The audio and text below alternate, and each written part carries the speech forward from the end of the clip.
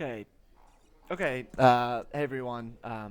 My name is Esheron, and I'm here today to talk to you a little bit about Star Wars: Galaxy of Heroes. This is a turn-based RPG, I guess. I say I guess because I've actually never quite played a game like this before. Prior to playing this, I was playing Eve Online, SWOTOR, Star Wars Battlefront, and a little bit of Lord of the Rings Online. This is actually the first cell phone game that I've ever really gotten into, and I started playing about 2 days after The Force Awakens came out. Believe it came out on the 18th. Yeah, I started about the 20th, just a couple days before Christmas, and I love it. I think it's an awesome game. It's super fun. To be honest, it's got me a little bit addicted. But it is what it is.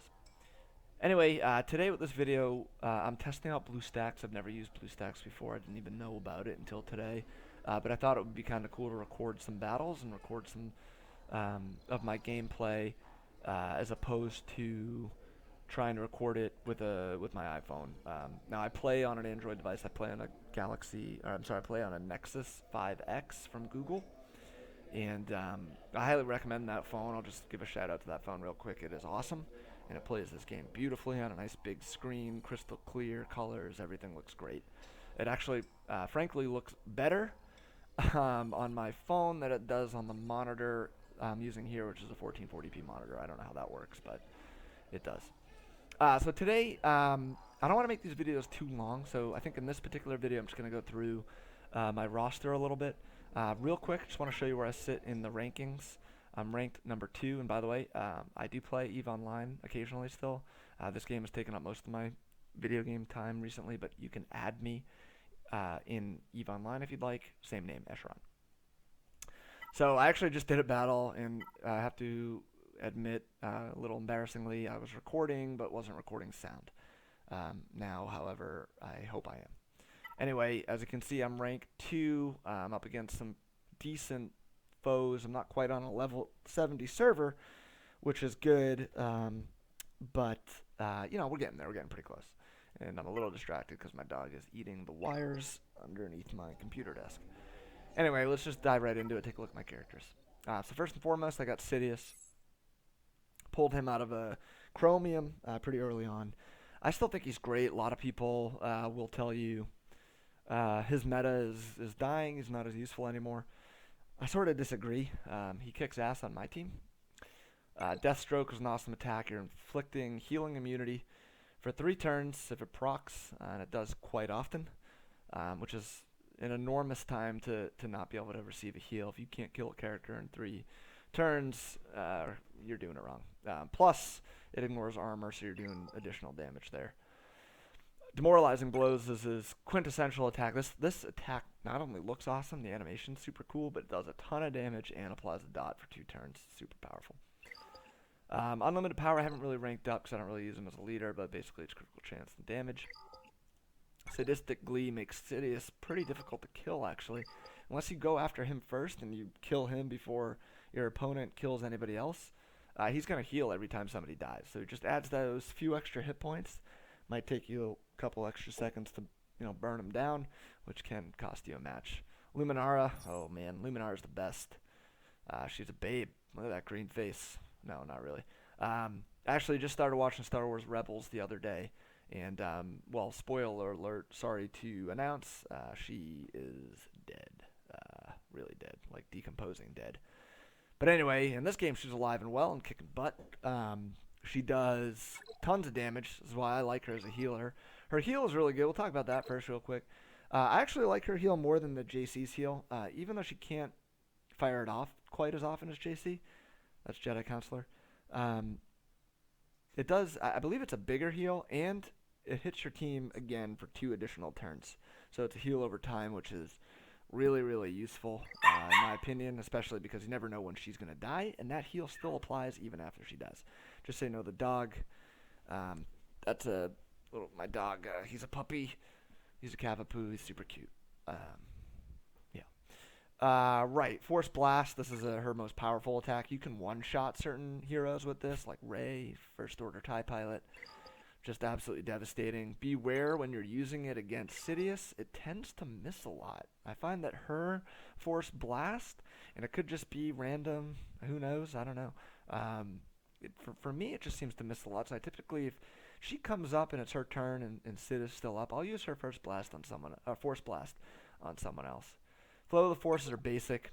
Not too much to say about that one. It does decent damage, nothing special.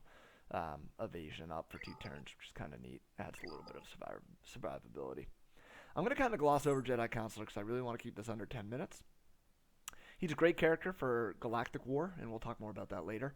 I haven't really ranked up his skills fully because I don't use him as often in Arena as I maybe should. I've actually been using him a little bit more against the Poe teams. I've had a lot of success running him and Luminara against Poe teams. That way, if one of my healers gets killed, odds are good that I'm still gonna have another healer up. And a lot of times, that's all it takes to beat a Poe team is one heal. You get that one heal up after their first round. Hopefully, you haven't lost too many heroes. You can counter and do some damage and catch up.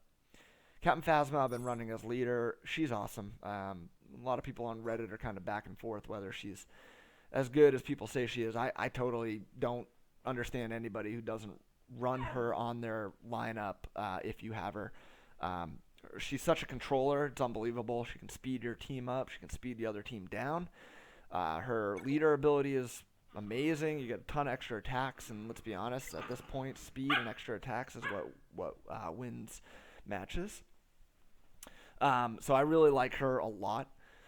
Victory March is her best skill, probably. 45% turn meter.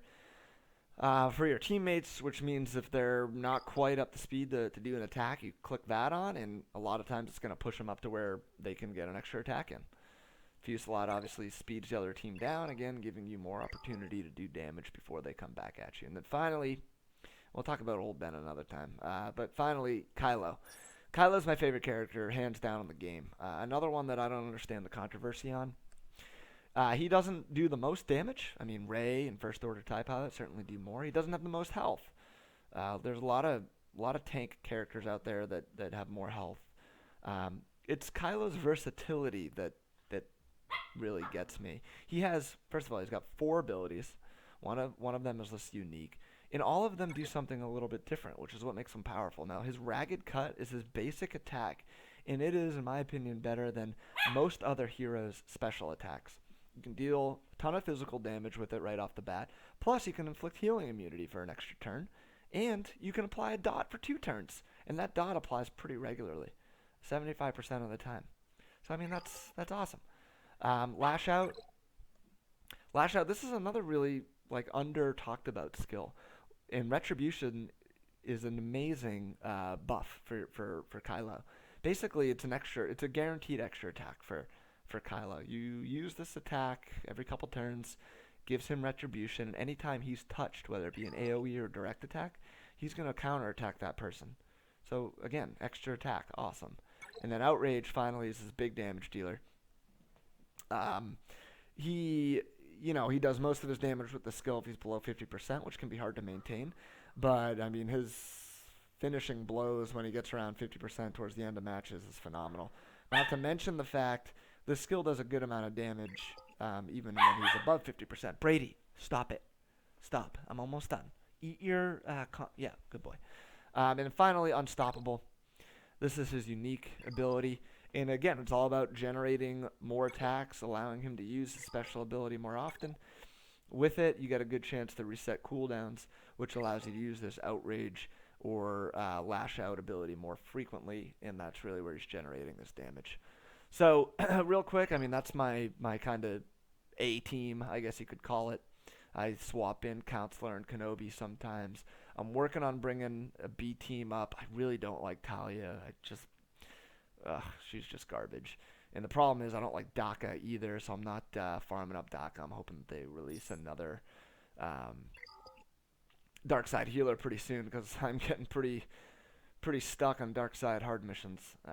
But anyway, that's my team, and we'll do another one of these soon. Thanks.